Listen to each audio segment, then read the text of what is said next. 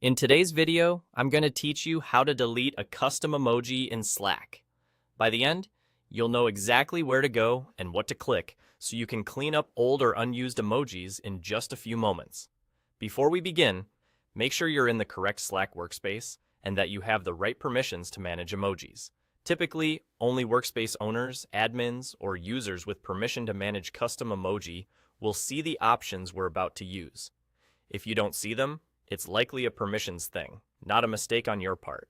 Start by looking at the left-hand sidebar and clicking Admin. This takes you to the administrative area for your workspace, where all the key settings live. From here, select Edit Workspace. Think of this as the control panel for your workspace's configuration, including the section we need for emojis. Next, select Emoji. This is where Slack keeps every custom emoji that's been added to your workspace.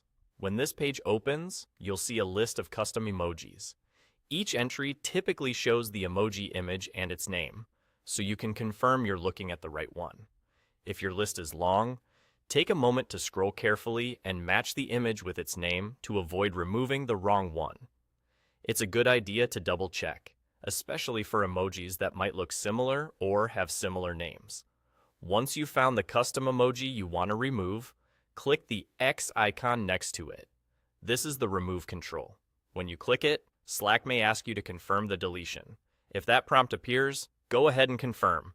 The emoji will disappear from the list, and it will no longer be available for anyone in your workspace to use.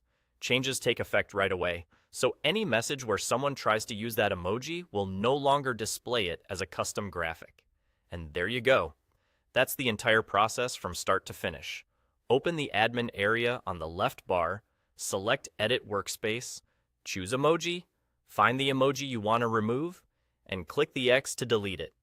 Take a moment at the end to verify that the emoji is no longer in the list.